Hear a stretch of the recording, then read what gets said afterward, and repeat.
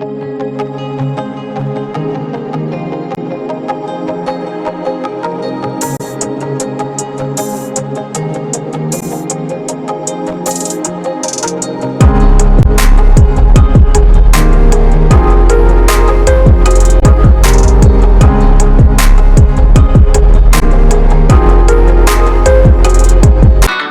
नाम अजय है, मैं गाजियाबाद में रहता हूँ। जो प्रतियोगिता हुई थी ये अमेरिका की स्पेस एजेंसी नासा ने आयोजित की थी। नासा अब इंसानों के साथ मंगल मिशन करने वाला है, तो पृथ्वी से मंगल जाने में और वहां अपना काम करने में और वापस आने में कुल 3 साल का समय लगेगा। 3 साल के समय के लिए उनके एस्ट्रोनॉट्स जो जाएंगे वो क्या खाएंगे, कैसे खाएंगे और जिंदा कैसे रहेंगे इतने लंबे समय तक, ये सबसे बड़ा सवाल था इस प्रतियोगिता का। तो इस प्रतियोगिता का नाम नासा ने डीप स्पेस फूड चैलेंज रखा और इसमें दुनिया भर से कई हजार लोगों ने पार्टिसिपेट किया। नासा का इस प्रतियोगिता को बनाने का असल मकसद ये था कि उन्हें एक ऐसे खाने की तलाश थी जिसकी वजह से उनका जो एस्ट्रोनॉट्स है, जो उनकी टीम है, वो जिंदा रहे। तो उसके लिए उन्होंने कुछ शर्त रखी थी कि खाना वजन में हल्का होना चाहिए और कम से कम रॉ मटेरियल से तैयार हो जाना चाहिए। खाना टेस्टी भी होना चाहिए, उसमें सारे विटामिन, कैल्शियम, कैलोरी सारी चीजें होनी चाहिए और खाना खाने के बाद कम से कम वेस्ट प्रोड्यूस होना चाहिए। तो ऐसा एक खाना आयुर्वेद में है, उसकी जानकारी थी मुझे।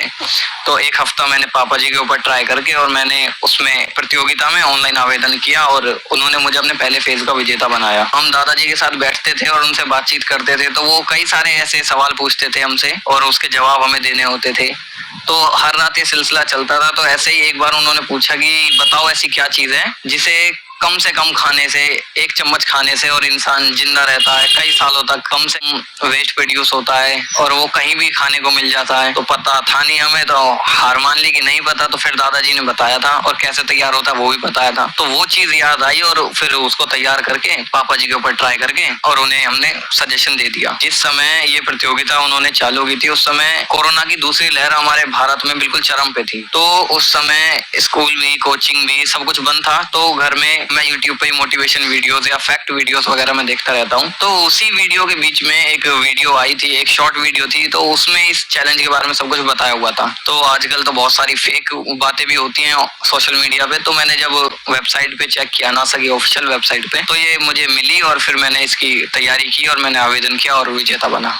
जब पता चला तो हम ऐसे ही बैठे थे, नॉर्मली दोपहर का ही टाइम था लगभग। तो पापा जी भी उस टाइम क्लिनिक से घर पे होते हैं, तो हम सब घर पे बैठे थे और बड़ी बहन कॉलेज गई हुई थी। उसके कॉलेज में जब लंच ब्रेक हुआ तो उसने चेक किया, तो उसने स्क्रीनशॉट भेजे थे इस वेबसाइट के और वेबसाइट भी शेयर की थी कि इस चैलेंज के, डीप स्पेस फूड चैलेंज के विनर अनाउंस हो गए हैं। तो जब हमने चेक किया तो विनर अनाउंस हो चुके थे। तो एक खुशी और साथ में हैरानी सी हुई, क्योंकि उम्मीद हमें लग नहीं रही थी, क्योंकि हमें ऐसा लग रहा था कि पूरी दुनिया है, उस दुनिया में हमसे बड़े बड़े और ज्ञानी लोग हैं, साइंटिस्ट इतने सारे हैं, तो क्या पता हमारा ये जो हमने बताया ये सेलेक्ट होगा नहीं होगा। अभी टोटल 28 लोगों की लिस्ट है, इंडिया से मैं अकेला हूँ। तो पूरी दुनिया भर में कई हजार लोग पहले कंपटीशन में, उसके बाद पहली लिस्ट में 28 लोग। 28 लोगों में कंपटीशन होगा और कोई एक विनर होगा जो नासा के इस चैलेंज का, जो बिल्कुल लास्ट तक होगा। नासा ने ये मना किया हुआ है कि जब तक ये चैलेंज कंप्लीट नहीं हो जाता किसी को भी इसके बारे में जानकारी नहीं देनी है कि ये क्या चीज है, ये मटेरियल कैसे तैयार होता है। नासा को हमने एक छोटा सा ये जो है इसका साइंटिफिक नाम ढूंढ के गूगल पे से और किताबों में से जहां से भी हमें पॉसिबल लगा हमने खूब ढूंढा। उसके बाद उसके बारे में एक छोटा सा पैराग्राफ बना के 100-200 वर्ड का, तो वो हमने उन्हें भेजा और उन्होंने वो सेलेक्ट कर लिया। ट्रायल कम से कम 1 हफ्ता तो पूरा किया था, मतलब संडे टू संडे पूरा 1 हफ्ता था। लेने की प्रक्रिया ऐसी है कि वो चूरन की फॉर्म में मिल जाता है और उसको बस ऐसे ही 5 से 6 ग्राम हमें बस ऐसे ही खाना होता है। उसमें एक मनुष्य के शरीर को स्वस्थ रखने के लिए जो जो चीजें चाहिए, प्रोटीन, कैल्शियम, विटामिन, कैलोरी, सारी चीजें उसमें मौजूद हैं। पर वो 5 से 6 ग्राम ही 12 घंटे के लिए एक इंसान के लिए काफी है।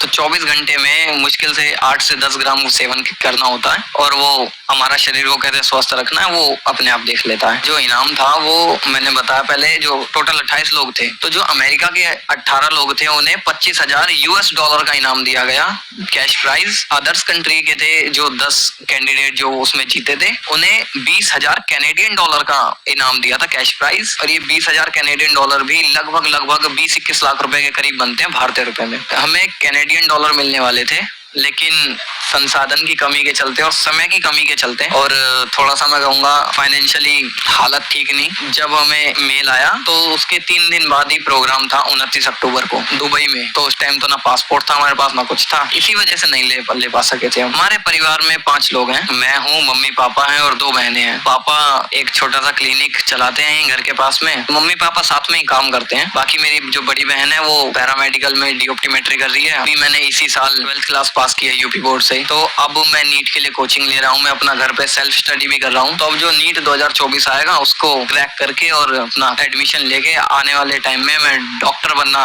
चाह रहा हूँ और मैं डॉक्टर बन के रहूंगा और अपने समाज की, देश की सेवा करना चाहता हूँ। जो भी लोग हमारे समाज से आते हैं और जो भी हमारे आसपास रहते हैं, तो जब कभी मैं उनसे मिलता हूँ तो वो बड़ा खुश होते हैं। वो एक ही बात कहते हैं, बेटा बहुजन समाज से बहुत कम लोग निकल पाते हैं और उनमें से तुम एक हो। यहाँ के लोग तो बहुत खुश होते हैं, लेकिन जब कोई मदद की बात आती है तो वहाँ हमारे अधिकारी पीछे रह जाते हैं। जो हमारे समाज के हैं, जो अधिकारी बैठे हुए हैं, जो सिविल डिफेंस में अशोक गौतम जी हैं, उन्होंने हर कदम पे मदद की, उन्होंने मोटिवेशन देने का काम किया। वो हमारे साथ डीएम के ऑफिस गए, हमारे साथ एडीएम के ऑफिस गए, तो वो हर जगह हमारे साथ थे। लेकिन जो एडीएम थे विपिन कुमार जी, अभी तो वो है नहीं, अभी तो ट्रांसफर हो गया उनका आगरा में। तो उस समय वो थे विपिन कुमार जी, उनसे मिले, उनकी बातें भी कुछ अटपटी सी थी, कुछ अजीब सी थी। जिस पद पे वो बैठे थे वो बातें उन्हें शोभा नहीं देती। सिटी मजिस्ट्रेट सर से मिले, संजय सिंह नाम था उनका, अब उनका भी ट्रांसफर हो गया, अब गंभीर सिंह है। उन संजय सिंह सर ने ये कहा था जब बात आई ना कि सम्मान की सीएम सर से या पीएम सर से, कि हमने देश का नाम रोशन किया है तो हमें सीएम सर से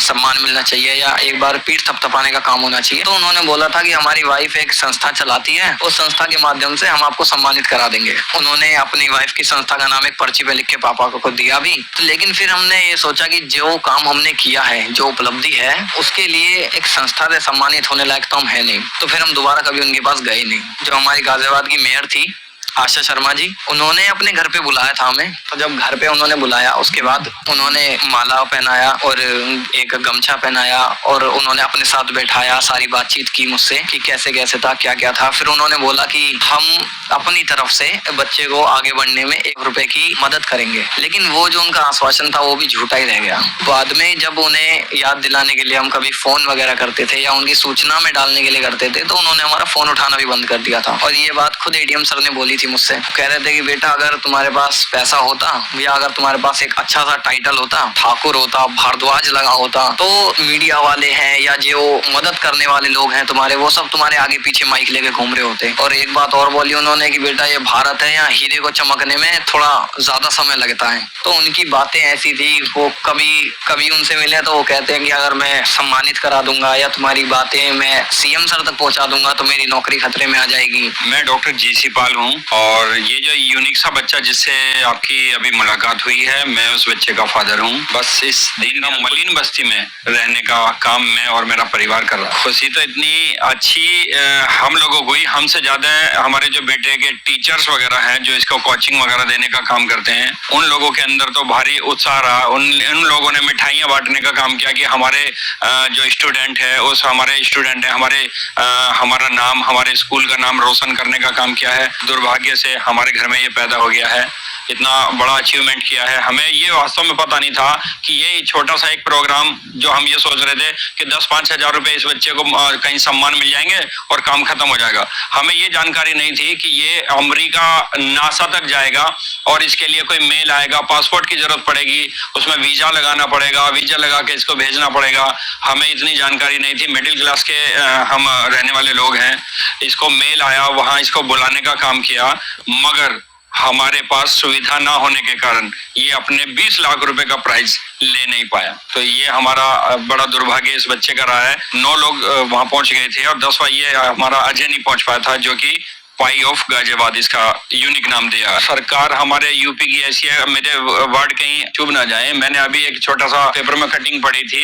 पेपर में योगी जी का फोटो छपा हुआ था, उसमें लिखा था हमारा काम गाय बचाना है, बेटी बचाना नहीं। तो उनका मतलब है उन्हें मंदिर बचाने हैं, उन्हें अस्पताल बचाने नहीं है, उन्हें स्कूल बचाने नहीं है, उन्हें यूनिवर्सिटी बचानी नहीं है। यूनिवर्सिटी की उन्हें जरूरत ही नहीं है, उन्हें तो एक बड़ा सा एक मंदिर बना देना है। जब बड़ा सा मंदिर होगा तो मैं मानता हूँ 7 लाखों वहाँ भिखारी बैठे होंगे और उनका बेचारों का रोजगार चल रहा होगा। स्कूल कॉलेज होंगे तो वो बेचारे पढ़े लिख लेंगे, अच्छे नंबर ले आएंगे, फिर धक्के खाएंगे, वो मारामारी करेंगे, कहीं ना कहीं उन्हें प्रॉब्लम आएगी। अभी तक इस बच्चे को सम्मान करने के लिए कोई नहीं आया।